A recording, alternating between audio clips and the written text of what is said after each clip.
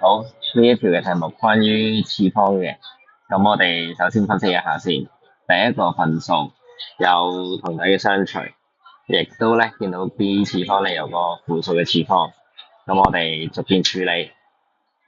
咁咧同底相除，次方相減，減完之後喺大啲嗰邊，4同2次方大啲嘅喺上邊，咁所以上邊就係 A 嘅4次減 A 嘅2次，亦即係2次方。好啦，咁跟住睇個 B 啦。由於咧 B 呢個係負數嘅次方，咁我哋咧就落到去變咗做正數嘅次方，係啦。咁然後咧隔離你見到有個分數啦，入邊亦都係有同底相除嘅。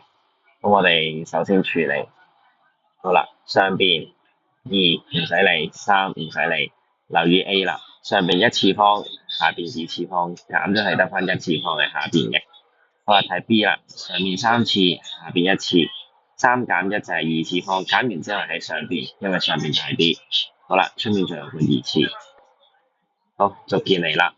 第一個分數，下邊有 B 嘅1次乘 B 嘅2次，同底相乘，次方相加。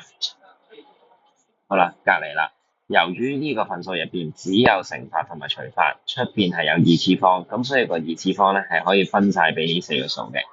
咁所以咧，我哋就會係2嘅2次啦，B 2次再2次啦，3嘅2次啦，A 嘅2次。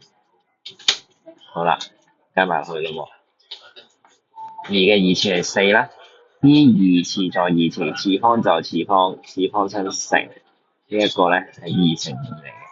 好啦，留下3嘅2次係9，A 嘅2次就係 A 嘅2次啦。好，呢度兩個分數相乘，小學嘅知識話俾我哋聽，係可以約揀嘅，只要有相同嘅嘢。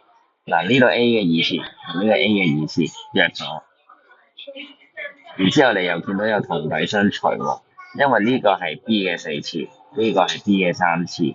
好啦，上邊4次，下邊3次約咗，剩低喺上邊，因為佢大啲，得翻1次。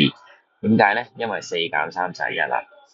睇下個 B 咯喎，4次減3次就係1次，咁1次方唔使寫，呢個係4減3。